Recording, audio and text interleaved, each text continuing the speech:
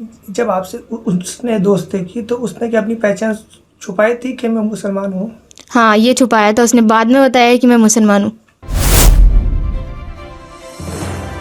नमस्कार, आप देख रहे हैं त्वरित आवाज और मैं बिमलेश गुप्ता।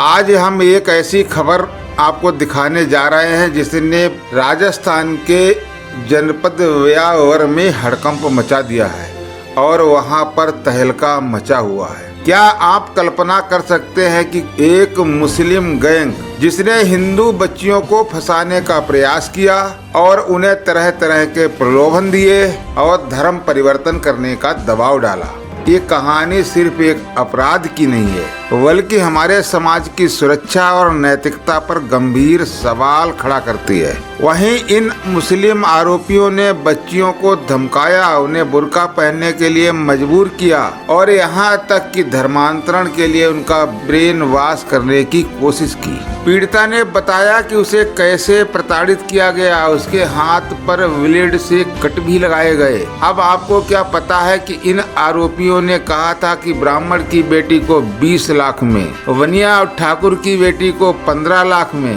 तथा हरिजनों की बेटी को 10 लाख रुपए में बेचा जाएगा। क्या ये हमारे समाज के लिए खतरे की घंटी नहीं है, या हिंदू समाज ऐसे ही चुपचाप बैठा रहेगा?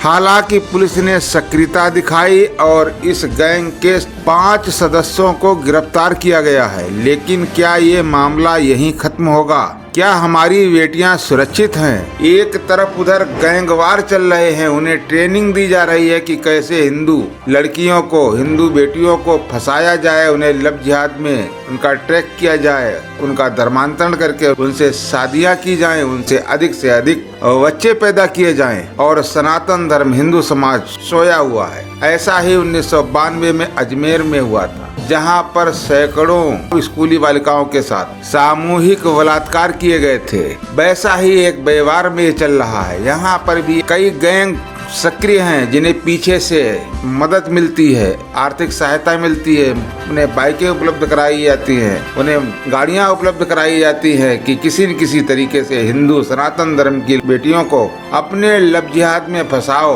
उनसे झूठा शादी करने का प्रस्ताव करो और उन्हें जाकर कहीं 20 लाख, 15 लाख, 10 लाख में बेच दो। कितना भयानक चल रहा है हिंदू समाज के अंदर। और हिंदू समाज की बेटियां, हमारा निवेदन है कि वो सतर्क रहें ऐसे जिहादियों से, ऐसे मारीचों से जो मारीच के भेष में आपके पास आ रहे हैं और बाद में अपना चेहरा बदल लेते हैं। अब आपकी राय इस मामले में महत्वपूर्ण है। हमें बताएं कि आप इस विषय पर क्या सोचते हैं। क्या हमें और सख्त कदम उठाने की जरूरत है? आज ये घटना राजस्थान में घटी है, कल ये उत्तर प्रदेश में भी घट सकती है। हालांकि लव जिहाद के मुद्दे, लव जिहाद के आरोप उत्तर प्रदेश में भी लगते रहते हैं। ये घटना हमें एक बार फिर सोचने पर मजबूर करती है कि हमें अपने बच्चों को कैसे सुरक्षित रखना है, उन्हें कैसी शिक्षा देनी है और उन्हें सामाजिक रूप से, धार्मिक रूप से कैसे सुदृढ़ बनाना है। आइए हम सब मिलकर एक सुरक्षित समाज के लिए प्रयास करें। और धन्यवाद, जुड़े रहिए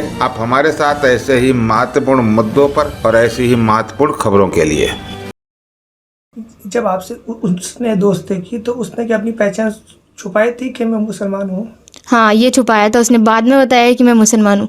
जब दोस्ती हो गई थी तब दोस्ती हुई थी तब। अच्छा, उसके बाद उसने आप पे ये भी दबाव बनाया कि आपकी जो दूसरे फ्रेंड्स है उससे दोस्ती, हमारे दूसरे हाँ, हमारे फ्रेंड से उसकी दोस्ती करवाओ, ये जबरदस्ती उसने बोला था। मैंने मना करने के बावजूद भी उसने मेरे को धमकियाँ दी कि तेरी फोटो, सोहेल मंसूरी है, उसने मेरे को धमकियाँ दी कि अगर तू नहीं करवाएगी तो तेरी फोटो वायरल हो जाएगी या फिर तेरे फैमिली वालों को भेज देंगे। जान से मारने की धमकियाँ भी? जान से मारने की, चक्कू से डराया, मेरे मामा के बारे में हर कुछ बोला, मारने की धमकी। ये सारी बातें होने के बाद मतलब कभी परिवार के साथ में आपने सब कुछ शेयर नहीं किया? उन्होंने डराया, ऐसा था कि बोलने लायक नहीं बचे थे हम कुछ। उनके पास हमारी फ़ोटोज़ भी थी, इस वजह से हमने किसी को नहीं बताया। जिन युवकों के आपने नाम बताए, उन्होंने कितनी मतलब बालिकाओं में के साथ में बातचीत की या दोस्ती की है अब तक? अब तक उन्होंने, गैंग है या जो उनका गिरोह है 5 लोगों का, जिन लोग के आपने नाम बताया अब तक? सोहेल मंसूरी अब तक बात कर चुका है 13-14 लड़कियों के, मेरे अलावा। और उसके भाई है, कभी वो मेरे से बोलता था आज 3 लड़कियों को मिल के आया मेरा भाई, आज 4 लड़कियों को मिल के आया मेरा भाई। मैं लेके जाता था रियान मंसूरी को मिलाने, सोहेल मंसूरी लेके जाता था उनको कार में बिठा के, ये सब मेरे को बताता था। लड़कियों को बेचने की भी बेचने के लिए बोला था कि नहीं क्या, अगर इनको बामन की लड़की बेचेंगे तो एक जने के 20 लाख रुपए मिलेंगे, मेरे जैसे लड़कियों को बेचेंगे तो 10 लाख रुपए मिलेंगे उनको। इस वजह से उन्होंने हमको डराया भी था, बेचने के लिए बोला हमसे। तो वो जो बातें होती थी वो किसी दोस्ती वाली होती थी या वो धर्म से जुड़ी हुई होती थी, मरने मारने की ऐसी भी होती थी? मरने मारने की भी होती थी, नॉर्मली भी होती थी, बट डराने की कुछ ज़्यादा ही।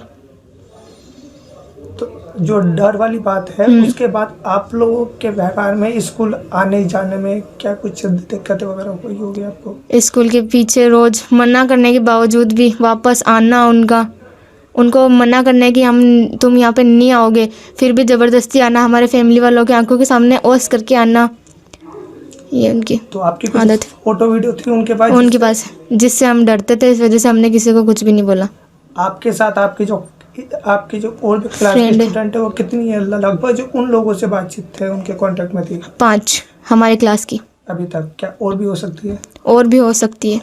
अब आपकी क्या है, मतलब मांग क्या है कि उनको आपके साथ क्या न्याय होना चाहिए? मेरे साथ तो यही अन्याय होना चाहिए कि सोहेल मंसूरी है, उसको और उनके फ्रेंड को जो भी है उनको फांसी होनी चाहिए।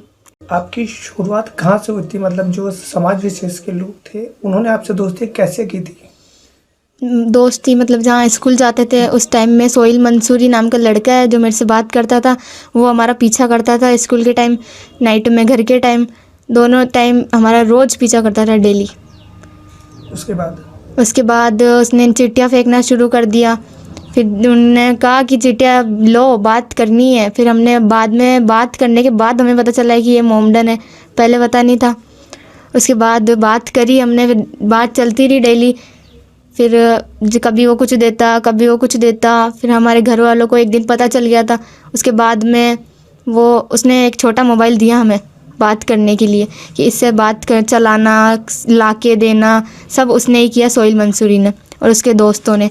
एक बार मिलाने भी लेके गया था पिज़्ज़ा हट कैफ़े में, वहाँ मिलने भी गए थे हम, वहाँ पे हमारे साथ गलत हुआ। फिर उन्होंने हमारी फ़ोटोज़ वगैरह खींची, उनके फ्रेंड ने, उनके फ्रेंड के नाम है सोहेल मंसूरी है, जावेद, रियान मंसूरी है और आमान, जे और फैजान, ये सब लड़के वहाँ पे थे प्रेजेंट टाइम में। आपको कोई धर्म परिवर्तन के लिए भी बोला है?